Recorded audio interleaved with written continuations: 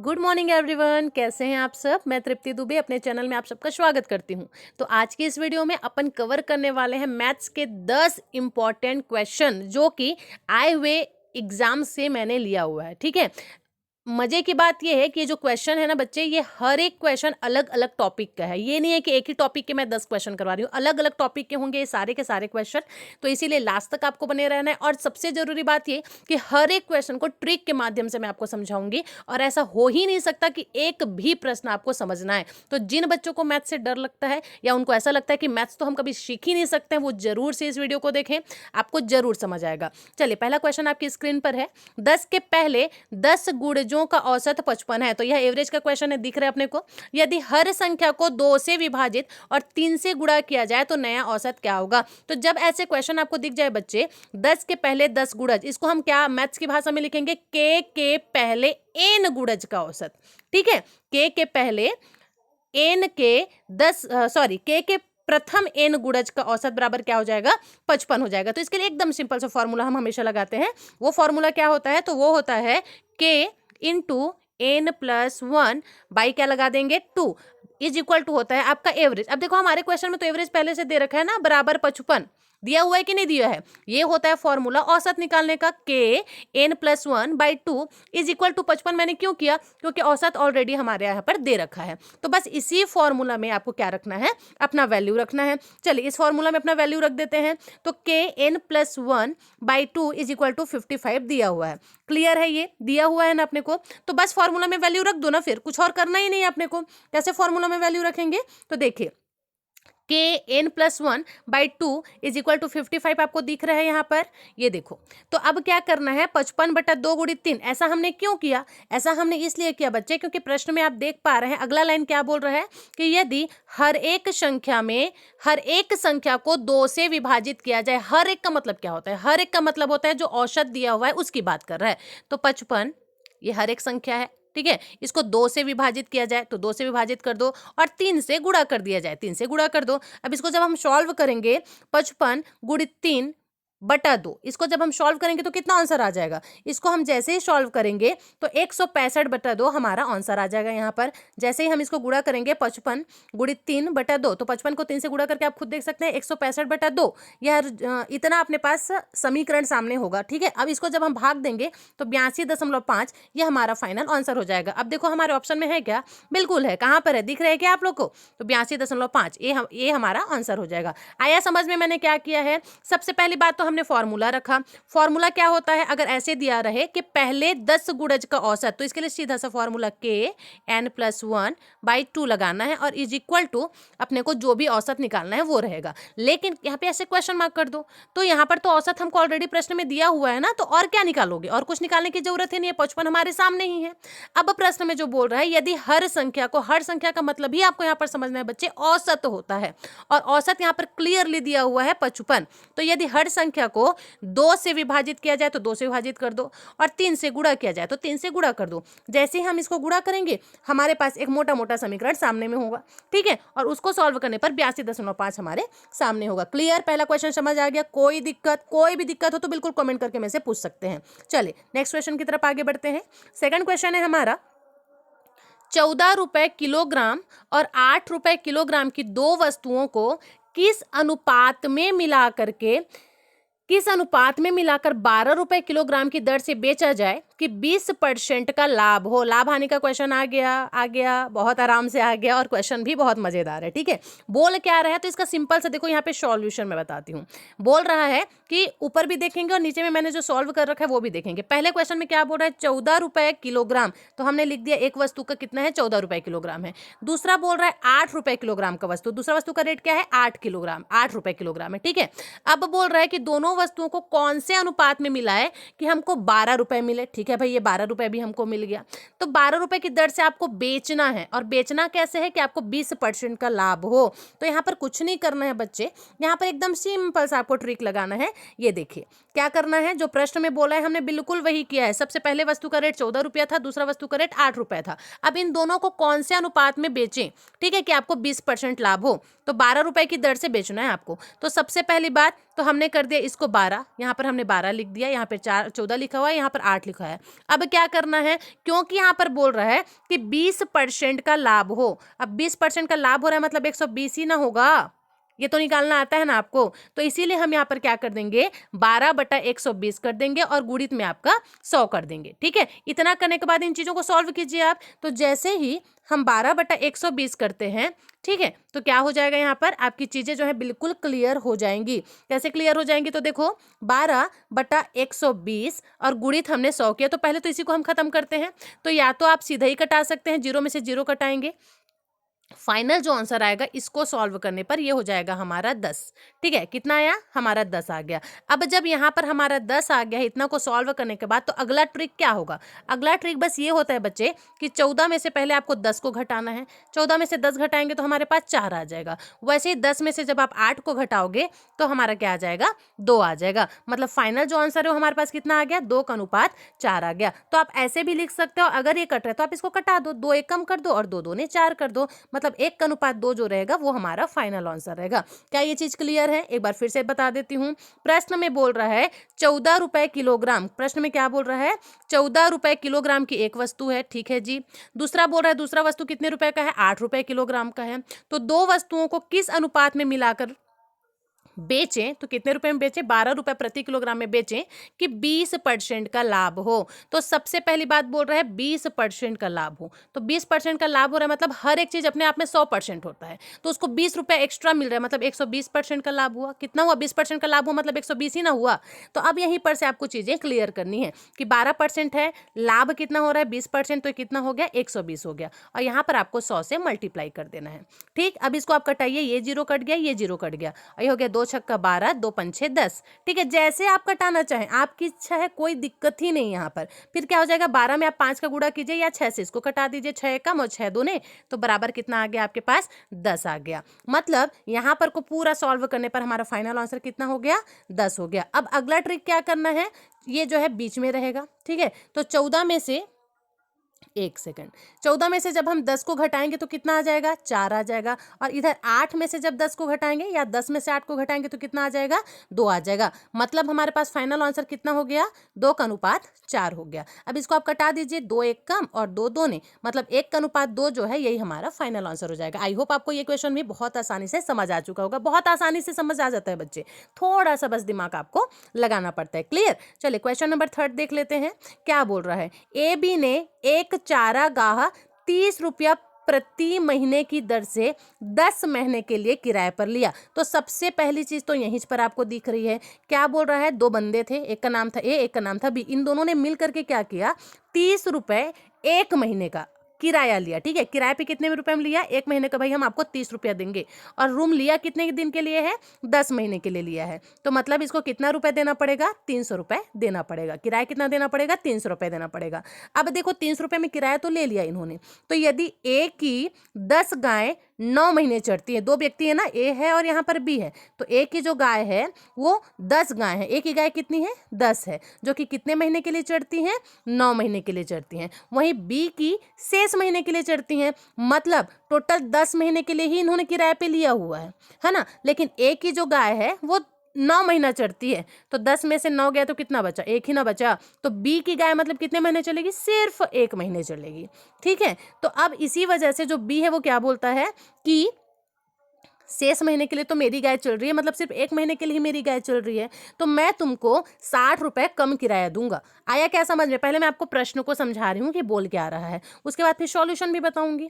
तो चीजें क्या है आपको समझ आ चुकी है। अब देखो 30 रुपए 1 महीने की दर से उन्होंने 10 महीना के लिए किराया ले लिया, तो टोटल उनको कितना किराया देना पड़ रहा है, 300 रुपए किराया देना पड़ रहा है। 2 व्यक्ति थे, एक था ए और एक था बी। तो ए की कितनी गाय थी, टोटल 9 गाय थी, है ना। ए की कितनी गाय थी, टोटल 9 गाय थी, और वह जो है 10 महीना चढ़ती है। ए की गाय कितने महीना चरी, 10 महीने चरी। तो 10 महीने में से 9 महीने तो अकेले ए की गाय चल रही है, तो बी के लिए कितना बचा, बी के लिए 1 ही ना महीना बचा।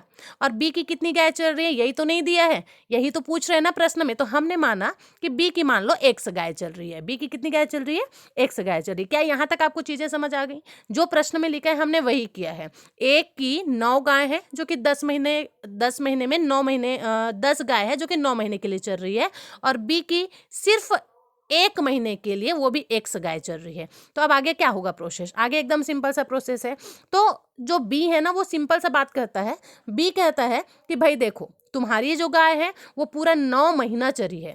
क्या बोलता है वो, पूरा 9 महीना तुम्हारी गाय चरी है और मेरी जो गाय है ना वो सिर्फ 1 ही महीना चरी है, इसीलिए मैं तुमको किराया का जितना भी तुम किराया दोगे उससे 60 रुपये कम ही किराया दूंगा। ठीक है, तो बोला है ठीक है भाई चल बना लेंगे, कोई दिक्कत नहीं है। अब क्या था, अब ए यहाँ पर देखो अगला चीज दिख रहा है, तो 10 गुणित 9, यहाँ पर वाला पोर्शन में बोल रही हूँ, तो 10 गुणित 9 बटा हम इसको यहाँ पर ले आएंगे तो ये हो जाएगा 10 गुणित 9 बटा 10 गुणित 9 बटा क्या हो जाएगा 1 गुणित 100 हो जाएगा। यहाँ तक क्या चीजें समझ है, ये वाला जो अनुपात हमने लगाया है उसको हम इधर ले आए हैं। अब इज इक्वल टू करके क्या करेंगे, तो अब देखो 300 रुपये इनका किराया बना हुआ था, है ना।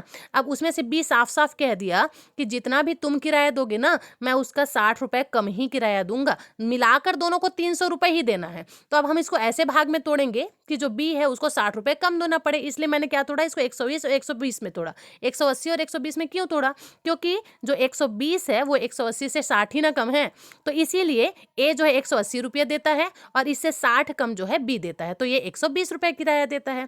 तो इस प्रकार से दोनों को मिलाकर आपका 300 रुपये हो जाता है। तो यहाँ पर देखो रेशियो वाला पोर्शन दिख गया, 10 गुणित 9 है, इधर 1 गुणित x है, तो 10 गुणित 9 बटा 1 गुणित x इज इक्वल टू हम ले लेंगे सीधा इसी को 180 बटा 120 को। अब यहाँ से समीकरण सॉल्व करना बहुत आसान होता है, अब जानते हैं इस चीज को, तो कैसे सॉल्व हो जाएगा, जैसे कि हम हमेशा करते हैं। तो इसको आप सीधा सीधा भी कर सकते हैं बच्चे, कैसे कर सकते हैं, तो 10 गुणित 9 है ना उसको सीधा ही लिख दो 90 बटा x और बराबर क्या हो जाएगा 180 बटा 20। तो इसका 0 0 आप कटा सकते हैं, चाहे तो तुरंत ही कटा सकते हो ऐसे करके।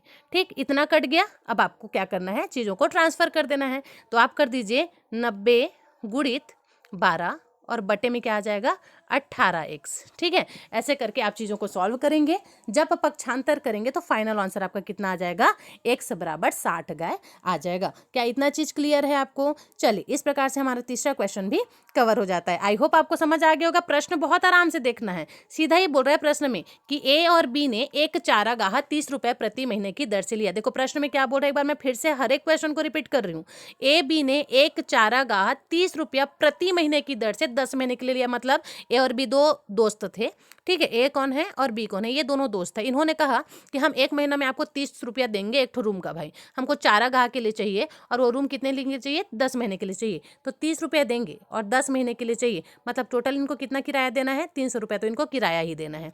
ठीक, चलो अच्छी बात है। अब अगला लाइन क्या बोल रहे हैं, देखो यदि ए की 10 गाय हैं, ए की गाय कितनी है 10 है, ठीक, जो कि 9 महीने चरती हैं। रूम कितने महीने के लिए लिया इन्होंने, 10 महीने के लिए लिया है, तो 9 महीने तो अकेले सिर्फ एक ही गाय चर रही है ना, और शेष महीने के लिए, तो शेष कितना बचा, बी के लिए सिर्फ एक ही महीना बचा, एक महीने के लिए बी की गाय चरती है। ठीक, तो 10 गाय है ए की जो कि 9 महीने चरती है, और बी शेष महीने के लिए कितनी गायें चराए कि उसे ए से 60 रुपये कम किराया अदा करना पड़े। तो बी के पास बचा ही कहाँ ऑप्शन, बी के पास तो सिर्फ एक ही महीना बचा है ना, और कितना गाय चरेगा यही तो नहीं पता, तो इसीलिए हम इसको ले लिए एक्स गाय चरा मान लेते हैं। ठीक, अब बी ने कहा कि भाई तेरी जो गाय है ना वो पूरा का पूरा 9 महीना चरी है और वो भी 10 गाय, और जो मेरी गाय है ना वो सिर्फ एक ही महीना चरी है, इसीलिए तू जितना भी पैसा देगा उसका मैं 60 रुपये तेरे को कम ही दूंगा। ठीक है, तो ये बोलता है ठीक है भाई कोई दिक्कत नहीं है, सही बोल रहा है तू, मेरी गाय 9 महीने चरी है, तेरी गाय तो सिर्फ एक ही महीने चरी है, तो बिल्कुल ठीक बोल रहा है। तो दोनों को मिला करके ना बच्चे किराया तो 300 रुपये ही देना पड़ेगा। तो अब इस 300 को ऐसे दो चीज़ों में आपको तोड़ना है कि मिला करके जो बी पैसा दे रहे हैं ना वो 60 रुपये कम हो, तो इसीलिए हमने कितने कितने में तोड़ा है इसको, इसीलिए हमने सीधा सीधा जो आपका निकल जाए 180 और 120। ए बोला ठीक है मैं 180 रुपये तेरे को दे दूंगा और तू मेरे से 60 रुपये कम 120 रुपये ही दे देना। बात यहीं पर आकर के आपकी खत्म हो गई। अब यहाँ पर सीधा अपन रेशियो की बात कर रहे हैं, इसीलिए क्या हो जाएगा 10 गुणित 9 और बटा हो जाएगा 1 गुणित x इज इक्वल टू हमने क्या कर दिया, इज इक्वल टू हमने 180 बटा 120 कर दिया। ठीक है, ये समीकरण बनाना जरूरी है तभी तो चीजें सॉल्व होंगी ना।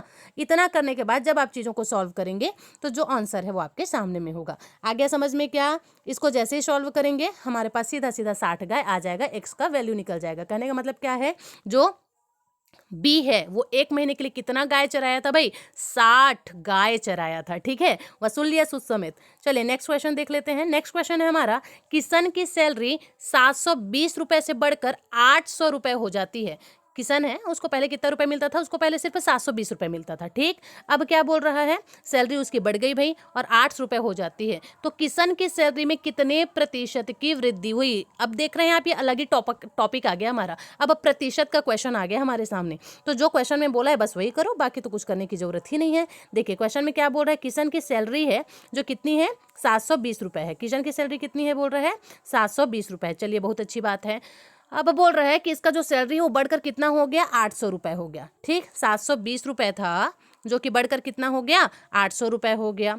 तो बताओ 720 रुपए पहले था, है ना, अब बढ़ करके 800 रुपए हो गया, मतलब कितने रुपए की वृद्धि हुई, 80 रुपए की ही ना वृद्धि हुई। ठीक है, तो किशन की सैलरी में कितने % की वृद्धि हुई। अब यहाँ पर अगर पूछता कि कितने रुपए की वृद्धि हुई, तब हम बिल्कुल सीधा ही बोल देते कि भाई 80 रुपए का वृद्धि हुआ। लेकिन यहाँ पर 80 रुपए नहीं पूछ रहे हैं ना, यहाँ पर परसेंट पूछ रहा है, और परसेंट निकालने के लिए आपको क्या करना पड़ता है, तो 80 गुणित 100 करना पड़ेगा। और वृद्धि हो कितने में रही है, 720 रुपए में हो रही ना, इसलिए 720 रुपए को आपको नीचे में लिखना पड़ेगा। ठीक, आ गया क्या समझ में, 80 रुपए की वृद्धि हो रही है किस पर, 720 रुपए पर। 80 रुपए की वृद्धि किस पर हो रही है, 720 रुपए पर हो रही है, और इनटू आप कर देंगे 100। ठीक है, अब इसको सॉल्व कर दो, जैसे भी आपको करना है। इसको जैसे ही आप सॉल्व करेंगे सीधा सीधा आपको आंसर कितना आ जाएगा, सीधा ही आप सॉल्व करेंगे तो आपके पास आंसर आ जाएगा 80 गुणित 100 बटा 720। तो यहाँ पर दिख रहा है आपको 100/9 आ जाएगा।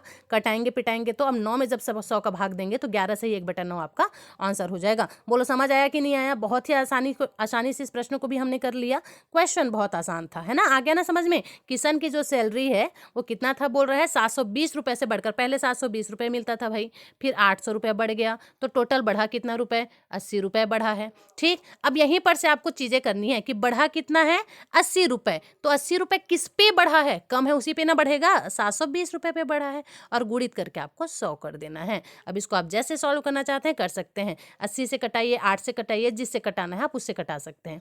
ठीक है, जब आप कटा पिटा लेंगे तो फाइनल आंसर हमारे पास कितना आ जाएगा, जो फाइनल आंसर है वो हमारे पास आ जाएगा 100/9, और जब आप उसको भाग देंगे तो 11 से ही 1/9 हमारे सामने होगा। क्लियर है यहाँ तक चीजें। चलिए नेक्स्ट क्वेश्चन देखते हैं। क्वेश्चन नंबर 5 ये बोल रहा है, लग रहा है मुझे कि 10 क्वेश्चन करते करते हमको काफी लंबा समय हो जाएगा, तो मैं क्या करती हूँ ना, इसको 2 पार्ट में बना देती हूँ। ठीक है, 5 क्वेश्चन हम इसमें देख लेते हैं, उसके जस्ट बाद में दूसरा क्वेश्चन भी कर लूंगी, जिसमें 6 से 10 मतलब 5 क्वेश्चन हम उसमें देख लेंगे, क्योंकि वीडियो काफी लंबा हो जाएगा बच्चे।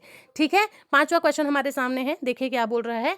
एक नल एक टंकी को, अब देखो ये अलग टॉपिक है ना, टंकी का क्वेश्चन आ गया हमारे सामने। तो बोल रहा है एक नल एक टंकी को 12 मिनट में भर सकता है। एक ठो नल है जो कि एक टंकी को क्या बोल रहा है, 12 मिनट में भर सकता है बोल रहा है। प्रश्न के हिसाब से ही हम चलेंगे। सबसे पहले प्रश्न में बोल क्या रहा है, एक नल है जो एक टंकी को 12 मिनट में भर सकता है, वहीं दूसरा नल उसे 8 मिनट में खाली कर सकता है। चलो ये कर लो पहले।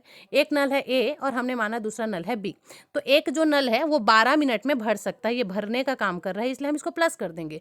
और दूसरा नल जो है वो 8 मिनट में खाली करता है, खाली कर रहा है 8 मिनट में। अब बताओ किसका पावर ज्यादा है, भरने वाले का या कम करने वाले का। जिस टंकी को ए जो है 12 मिनट में भर रहा है, उसको खाली करने में बी को सिर्फ 8 मिनट लग रहा है, मतलब पावर किसके पास ज्यादा है, बी के पास है ना। हाँ, तो बस यही चीज आपको ध्यान रखना है। तो जब टंकी वाले पोर्शन में हम जाएंगे बच्चे, और बात यहाँ पर खाली हो जाएगी, प्रश्न पूछ रहा है खाली हो जाएगी, दोनों नल को एक साथ खोलने पर टंकी कितने मिनट में खाली हो जाएगी, खाली हो जाएगी ये पूछेगा, तो यहाँ पर एक सिंपल सा फॉर्मूला लगता है, ए बी बटा ए बी माइनस ए। ठीक है, बी माइनस ए बी बटा बी माइनस ए। और अगर इसी को भरना पूछा होता ना तब हम यहाँ पर प्लस लगाते, लेकिन खाली करना पूछा है इसलिए हमको बी माइनस ए लगाना पड़ेगा। बी माइनस ए जैसे ही लगाएंगे उसके बाद चीजें हमारे सामने होंगी, सीधा ही कर दो। ए बी बोल रहा है तो ए बी कितना कितना है, ए है 12 और बी है आपका 8। ठीक है, बटे में बोल रहा है बी माइनस ए, तो बी बराबर कितना ली हूं मैं, 8 ली हूं ना, तो लिख लीजिए 8,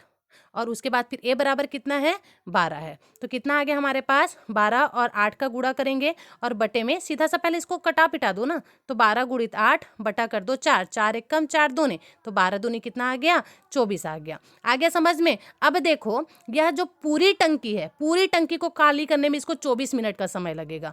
ठीक, ये जो आंसर आया है ये हमारा पूरी टंकी का आया था, तो पूरी टंकी को खाली करने के लिए उसको कितना मिनट का समय लग रहा है, 24 मिनट का समय लग रहा है। लेकिन प्रश्न में क्या पूछा है, प्रश्न में 24 पूरा का पूरा टंकी खाली करने को थोड़ी बोला है। प्रश्न में क्या बोला है, प्रश्न में आपका बोला है कि यदि टंकी सिर्फ 3/4 भरी है, 3/4 भरी है। 3/4 का मतलब क्या होता है, पूरा टंकी 4 भाग का है, जिसका 3 भाग जो है भरा हुआ है, 1 भाग खाली है। और वहां पर जो हमारा 24 आया था वो पूरी टंकी को खाली करने में लगा हुआ समय था, मतलब पूरा 4 का 4 भाग को खाली करेंगे ना तो हमको 24 मिनट का समय लगेगा। लेकिन हमारे प्रश्न में 3/4 भाग भरी है, तो जितना भरा है उसी को ना खाली करोगे। 3/4 भरा है तो 3/4 को ही खाली करना है। तो 24 जो है पूरी टंकी को खाली करने में लगा समय है, और वहीं 3/4 को खाली करना है, तो इसको सीधा का सीधा 24 से गुणा कर दो आप। ठीक है, तो 4 एक कम और 4 छक्का 24 और 3 छक्का कितना आ जाएगा, 18 आ जाएगा। और इस प्रकार से आप चीज़ों को सॉल्व कर सकते हैं। आ गया समझ में क्या, ये वाला लाइन समझ आ गया ना। 3/4 जब भरा है तो 3/4 को ही खाली करोगे।